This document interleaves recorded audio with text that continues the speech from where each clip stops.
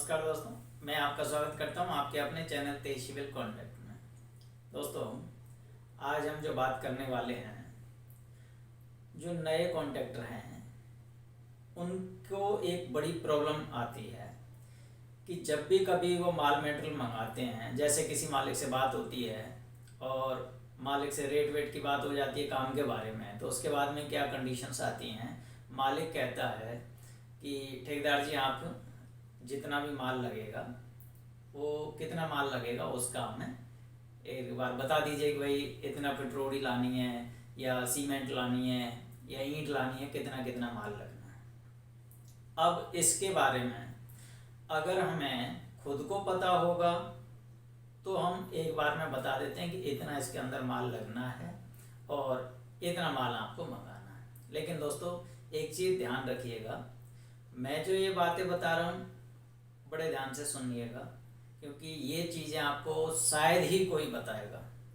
और मैं ये मेरा जितना भी मैंने काम किया है, शुरू से सीखा है, और सारी चीज़ें जितना भी मैंने जो चीज़ें मैंने अपने गुरु से सीखी हैं, जिन लोगों से जो भी छोटी छोटी बातें सीखी हैं, मैं सबको गुरु मानता हूँ। और आज भी मैं कुछ ना कुछ कहीं से भी सीखने की कोशिश ही करता रहता हूँ, क्योंकि जब तक आदमी जीवित रहता है तब तक वो कुछ ना कुछ सीखते रहते हैं और नई चीज़ें आती रहती है। तो आप हर किसी को बताइए, किसी ना किसी को शेयर कर दीजिए अपनी चीज़ें हैं।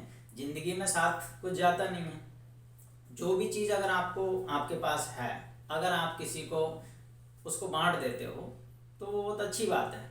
आपकी वजह से किसी को अच्छी चीज़ें मिलती है तो ज़िंदगी में सारी चीज़ें बहुत कुछ लोगों को बहुत कुछ सिखाती है। तो कभी भी ऐसी टाइम आती है तो लोग इस बात को याद करते हैं, लोग कहते हैं कि नई ज़िंदगी में बहुत सारी चीज़ें हैं जो हमने इन लोगों से सीखी हैं। क्योंकि मैं भी किसी न किसी से सीखा हूँ, तो मैंने भी अब कहा कि मैंने मेरे गुरुओं से बहुत सारी चीज़ें सीखी है, तो मैं भी मेरे गुरुओं का नाम ले रहा हूँ। तो ये चीज़ें होती है।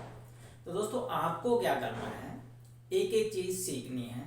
तो दोस्तों, जब भी कोई ठेकेदार मालिकों से बात करते हैं तो वो इस बात को ध्यान रखें, क्योंकि अगर आपको ये चीज़ें पता नहीं है तो आप इधर उधर कम ज़्यादा माल मंगा लेते हैं। तो मालिक क्या करता है, अरे यार, तो कभी बार बार माल क्यों मंगाता है, कभी कम पड़ जाता है, कभी ज़्यादा हो जाता है, माल बच जाता है, तो उसकी भी प्रॉब्लम होती है। आपको क्या करना है, जोड़ के माल मंगाना है। जोड़ते कैसे हैं, इसको मैं अभी बात करने वाला हूँ। लेकिन जोड़ने से पहले हमें पता होना चाहिए किन बातों का, कि सबसे पहला पॉइंट आता है कि माल अगर हमने कभी भी कैलकुलेशन करके मंगाया है तो दोस्तों इस चीज़ को विशेष ध्यान रखिएगा, 10% माल आपको एक्स्ट्रा मंगाना है। जैसे मान के चलिए हमारी किसी दीवार में ईंटें लगनी है 1000। अब मान के चलिए 1000 ईंट तो लगनी है, हमने कैलकुलेट पूरा कर लिया। लेकिन दोस्तों, होता क्या है, कभी कभार ऐसी कंडीशंस आ जाती हैं कि हो सकता है 10-5 ईंट पहले से ही कम आई हो। ये पॉइंट है जो आप ध्यान रखने वाले हैं। 10-5 ईंट तो पहले से कम आती हैं। हो सकता है बाई द वे कभी हो गया, कभी रास्ते में गिर गई, कुछ ईंटें टूट जाती हैं, तो इसको भी मान के चलिएगा। फिर उसके बाद में कुछ मसाले में कम ज़्यादा हो जाता है तो वो भी दिक्कत होती है। तो दोस्तों, आपको जब भी कोई जैसे ईंट मंगानी है तो आपको क्या करना है, 1000 ईंट आपको चाहिए तो 1000 की जगह आप 10 ईंट, 20 ईंट, 50 ईंट फालतू मंगा लीजिए, क्योंकि 10-20 ईंट, 50 ईंट से कोई फर्क नहीं पड़ता। लेकिन बार बार आने जाने में अगर आपको दिक्कत हुई, मालिक से आपने फिर कहा कि मैं 10 ईंट कम पड़ गई या 20 ईंट कम पड़ गई, 50 ईंट कम पड़ गई, तो 50 ईंट लाने में अभी उनका जो खर्चा आता है उस खर्चे को अगर जोड़ें तो कुछ नहीं होगा। लेकिन अगर उसको दोबारा जाने का मामला आ गया तो उसका लाने ले जाने का किराया खर्चा वो महंगा पड़ जाता है।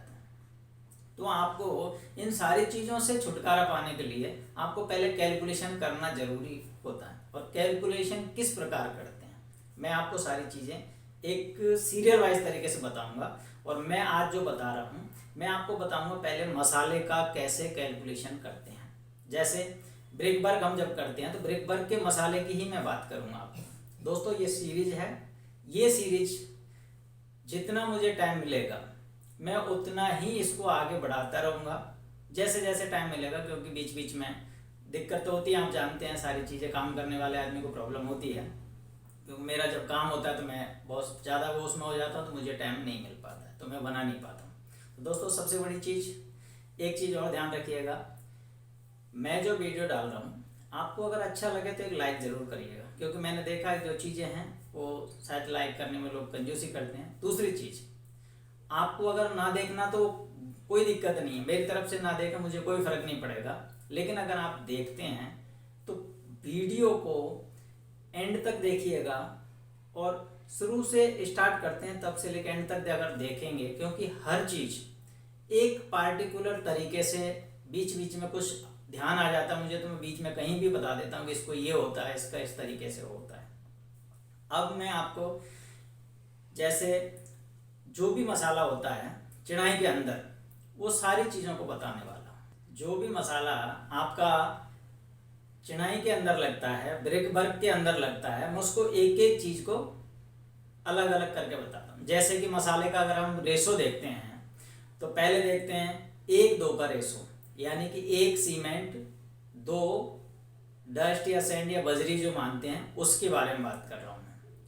1-2, 1-3, 1-4, 1-5, 1-6, 1-7, 1-8, ये सारी चीज़ें जो आपको मसाले का जो वो है रेशियो है, इसको हम जोड़ते कैसे हैं, ये सबसे मेन पॉइंट है। इसको समझने की कोशिश करिएगा, ये मैं आपको क्लियर एक एक चीज बता रहा हूँ। अगर आपको ये चीज समझ ली, आपको जिंदगी में कभी भूलने की नौबत नहीं आएगी, क्योंकि समझ में नहीं आता, क्योंकि 10 चीजें होती है, 10 चीजों को याद रखना तो अलग चीज होती है। आपको इसको मैं मसाला कितना लगेगा, आपसे अगर किसी ने बोल दिया कि मुझे 4-1 का मसाला चाहिए, 4-1 में ब्रिक वर्क लगानी है, और 4-1 हम कब लगाते हैं, 4 इंची की 4.5 इंची की ब्रिक वर्क करते हैं। नॉर्मली भाषा में 4 इंची का ब्रिक वर्क बोल देते हैं हम, जो 4.5 इंची का ब्रिक वर्क होता है, उसमें 4-1 का ही मसाला लगता है। अब हम 4-1 के मसाले को किस तरीके से निकालेंगे कि इतने ईंटों में इतना मसाला कैसे आता है, कैसे पता करते हैं, तो मैं इसको अब आपको कंप्यूटर की स्क्रीन पर ले चल रहा हूँ, और वहाँ पे एक एक चीज़ बताऊँगा, इसका फॉर्मूला बता रहा हूँ मैं, ये आपको किस तरीके से निकाला जाता है। जैसे भी आप मसाला, आपको एक रेशो बता दिया जाएगा कि आपको भाई एवरेज में आपको बताऊंगा कि जैसे 500 ईंट है तो इसके अंदर मसाला कितना लगेगा, 1000 है तो कितना लगेगा, 2000 है तो कितना लगेगा, आप एक चुटकियों में निकाल लेंगे इसको, क्योंकि आपको आइडिया है। क्योंकि गुणा भाग जब करना आता है तो सीधा सा फॉर्मूला होता है, तो उसको आप एक बार फॉलो कर लिया, आपको कहीं भी फॉलो करिएगा, ये चीज़ आपको ज़िंदगी भर याद आएगी। तो दोस्तों अब मैं लेके चल रहा हूँ आपको कंप्यूटर की स्क्रीन पर। तो दोस्तों अब आ गए हम कंप्यूटर की स्क्रीन पे, और ये देखिए यहाँ पे लिखा हुआ है calculation of material of mortar. Mortar का मतलब होता है हमारा मसाला। अब मैं आपको जो चीज़ें बता रहा हूँ इसको ध्यान से सुनिएगा, समझिएगा। आपको जो भी चीज़ें सीखनी होती है वो मेन चीज़ होता है उसके फॉर्मूला। और फॉर्मूला क्या होता है, तो फॉर्मूला क्या करना है आपको, मैं सिंपल भाषा में समझा रहा हूँ, इसमें गुणा भाग लगाएंगे तो आपको समझ में नहीं आएगा। आपको क्या करना है, जब भी रेट बनानी है तो आपको 3 नंबर लेना है, यानी कि ये 3 लिया है, यहाँ पे देखिए, ये मैं इसको बता रहा हूँ, यहाँ पे देखिए 3 है, 3 बटे में नीचे डिवाइड बाई 1 + 6, ये क्या है और ये इसका अर्थ क्या है, मैं आपको सारी चीज़ें समझाऊंगा। आपको जब भी कोई मटेरियल निकालना हो तो ये आपको अच्छी तरीके से ध्यान होना चाहिए। जैसे मैंने कल आपको बताया था 6-1 के मसाला जो होता है उसके बारे में बात करनी है, यानी कि इसके अंदर 10 क्यूबिक मीटर ब्रिक वर्क लिया, 10 क्यूबिक मीटर ब्रिक वर्क होगा, उसका मोर्टर को हम टोटल लेंगे, उस पे इसको हम क्वांटिटी निकालते हैं मसाले की, कितना मसाला लगता है। इसमें 1/6 का सीमेंट मोर्टर का जो मसाला है मैं उसकी बात कर रहा हूँ, तो यहाँ पे 1/6 लिखा हुआ है। तो यहाँ पे आपको क्या करना है, पहले 3 जो आया था यहाँ पे वो 3 लेना है, और 3 को बटे में 1 + 6 रखना है। आपको क्या करना है, सीधा सीधा पॉइंट पे आ जाता हूं मैं, 3 बटे 1 + 6, तो 3 में 1 6 1 7, 7 का भाग देना 3 के अंदर, तो बराबर में आएगा 0.43 क्यूबिक मीटर। आपको मैंने कल एक 6 का रेट बताया था पिछले वीडियो में, आप उसको देखेंगे तो उसमें सेम चीज़ है। अब मैं इसको लेके आऊँगा, यही सारी चीज़ें कैलकुलेशन करके आपको मैं बताऊँगा। दोस्तों अगर आपको ये कैलकुलेशन आप करते हैं तो ये कैलकुलेशन करने के बाद में, जैसे कि 3 में 7 का अगर हम भाग देते हैं, 6 और 1 7 हो गया, 7 का हम भाग दे देते हैं तो बराबर आता है 0.43 क्यूबिक मीटर। ये हमारी निकल के आती है सीमेंट। अगर हम 1/6 का मसाला लेते हैं तो यहाँ पे आया था 0.43, देयरफॉर सैंड बाई 0.3 इंटू 6। अगर हम ये जो निकल के आया 1/6 ये सीमेंट है, और ये निकल के आया है सीमेंट को अगर हम 6 से गुणा करते हैं तो ये हमारा निकल के आ जाता है सैंड, यानी कि बजरी, रेत, डस्ट, बदरपुर, जो भी आप मानते हो वो ये निकल के आता है।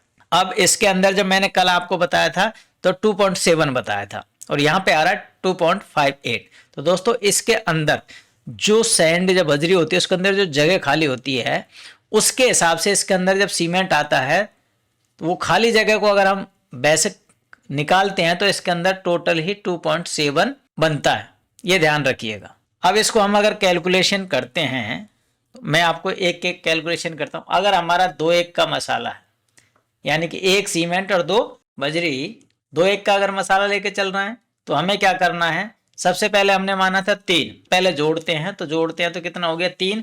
3 का अगर हम 3 में भाग देंगे तो कितना आ गया 1। इसमें 5000 ईंटों के अंदर 1 क्यूबिक मीटर सीमेंट आता है। मतलब 5000 अगर ईंटों की हम अगर चढ़ाई करते हैं, यानी कि 10 क्यूबिक मीटर की अगर हम चढ़ाई करते हैं तो 1 क्यूबिक मीटर सीमेंट आता है।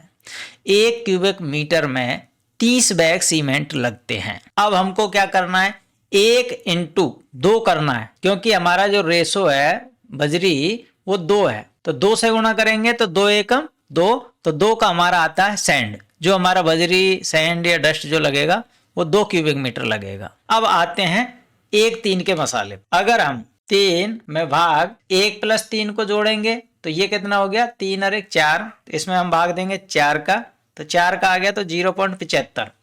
तो देखिए दोस्तों 5000 ईंट के अंदर 0.75 क्यूबिक मीटर हमारी सीमेंट लग रही है, और हम 0.75 को अगर बैग में कैलकुलेट करते हैं तो 22.5 बैग बनते हैं। अब 0.75 को हमें क्या करना है, सैंड निकालने के यानी बजरी निकालने के लिए क्या करना है, इस 3 से गुणा करना है। 0.75 इंटू 3 करेंगे 2.25 हमारा क्या निकल के आ गया, सैंड या हमारी बजरी ये निकल के आ जाती। अब दोबारा फिर समझने की कोशिश करिए। ज्यादातर हम जो काम करते हैं 1:4, 4:1 के मसाले में हम करते हैं 4.5 इंची की ब्रिक वर्क। इसको हम कैसे निकालेंगे दोस्तों, सबसे पहले लिया हमने 3 में भाग देते हैं, कैलकुलेटर निकाल के आप आराम से कर सकते हैं। 3 में भाग देते हैं, 1 4 1 का है ये, तो 4 1 को जोड़ते हैं, इसमें क्या करते हैं जोड़ते हैं तो कितना हो गया 4 और 1 5, तो 3 में भाग देते हैं किसका 5 का, क्योंकि यहाँ पे 5 आ गया है। अब 5 का जब भाग देते हैं तो 0.6 आता है,